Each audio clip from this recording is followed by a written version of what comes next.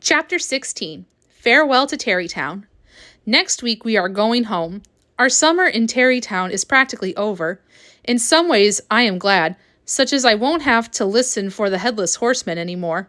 But in other ways, I'm sorry. I will really miss Mouse. She's promised to tell Bobby Egrin that I never touched any of his models. But just in case he doesn't believe her and decides to get me, Mouse will say I've gone to Australia and won't be back. I'll visit you in the city, Mouse said. And next summer, maybe you'll come back to Tarrytown. But next summer we're going to Disneyland, I told her. You're really going? She asked. Well, we're thinking about it. At least I am. Then I'll think about it too, Mouse said. And maybe we can all go together. Now that's a really good idea, I said. Me and Mouse would love to be around when Libby says goodbye to Hank Crane. She is the star of his new movie. It's all about a girl who sees everything upside down. Libby had to learn to stand on her head to get the feel of the part. She says someday Hank will be very famous, and we will all be able to say we knew him when. Mouse and I don't believe her. Mom got the idea of having a farewell to Tarrytown party. She told us about it after supper tonight. Daddy said, "That sounds like fun." "Can I invite Mouse?" I asked. "Of course," Mom said. "We'll have the whole Ellis family." Then Libby asked, "Can I invite Hank and Marianne Markman?" Mom said, "Sure, and let's have Marty too." "And the Van Arden twins," I said. "And maybe Hank can bring a friend for Marianne," Libby said. By that time, Daddy and Mom were laughing and making up a party list. The next few days, we were all busy planning our farewell to Tarrytown. Daddy said he would do the cooking on the outside grill, and Mom said we'd set up tables and chairs in the backyard.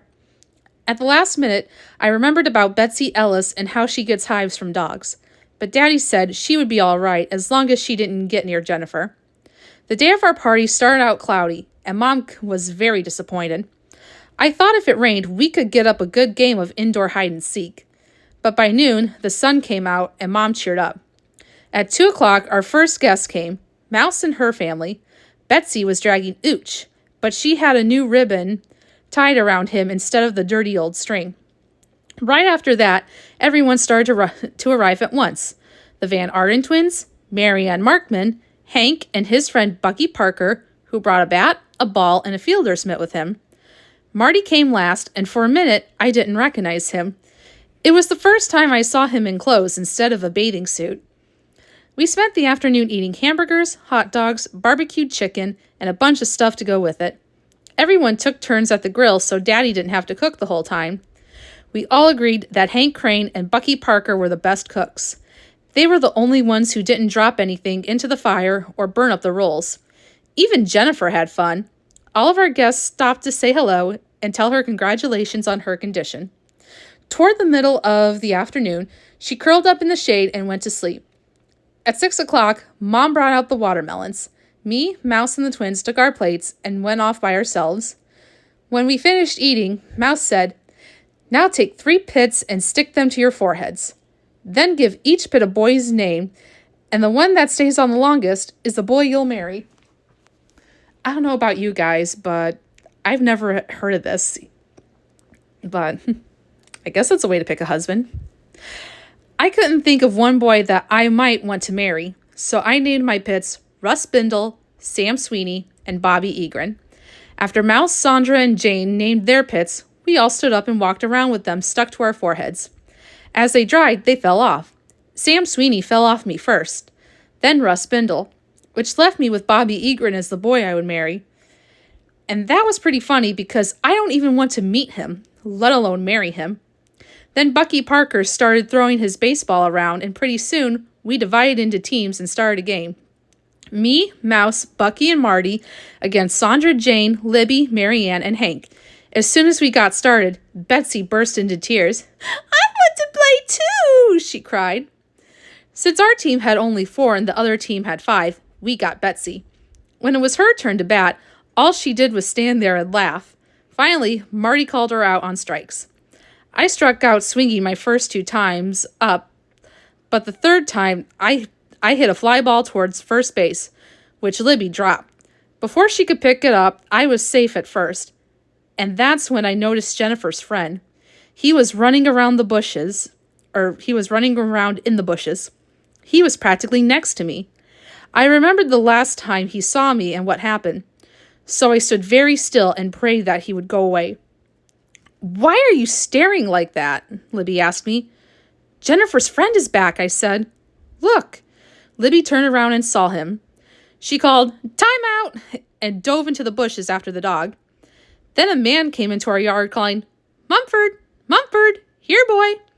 When Jennifer's friend heard that, he ran out of the bushes and barked like crazy. Jennifer must have recognized his bark because she woke up and got so excited she wrapped herself around the tree. So Daddy had to unchain her, and when he did, she took off and ran for her friend. Mrs. Ellis hollered, "Betsy, get into the house! Hurry or you'll get your hives!" The man kept saying, "I'm terribly sorry. Really, I am. I had no idea you were having a party, and I don't know why he ran off like that." My father introduced himself to the man and said it was all right about his dog. Then the man told Daddy his name was Cyrus Beldridge, and his dog was Mumford. Mom gave Mr. Beldridge a big piece of watermelon and told him that Jennifer is going to be a mother and that Mumford is the father. Mr. Beldridge sat down saying, "Imagine that." While he ate his watermelon, Jennifer and Mumford sniffed each other. Mouse said, "Well, now the Egrants won't have any trouble naming the puppies. They can make up combinations of Jennifer and Mumford." "Like Jenny Mum," Jane said. "Or Mumford," Sandra said. "How about Mumphy?" Mouse asked. "Or Jake," Sandra laughed. "That's not a combination of Jennifer and Mumford," Mouse said. "But it sounds nice," Sandra told her. "Which one do you like best, Sheila?" Mouse asked. "Oh, I think I'll take Jake," I said. Then we all laughed some more until I remembered that I was in the backyard with 2 dogs loose. So I ran for the house calling, "I'll get hives! I'll get awful huge giant hives!" But when I got inside, I thought about having a puppy named Jake, who would be a much nicer, better dog than Peter Hatcher's. Except, of course, that dogs don't like me. So how can we possibly have one? Even if he is small and soft, and his name is Jake. It is out of the question. But suppose Libby gets her own way. Oh well, I will worry about that when the time comes. And that is the end of our book. I hope everybody enjoyed listening to it. Keep your ears out because I will have another book up soon.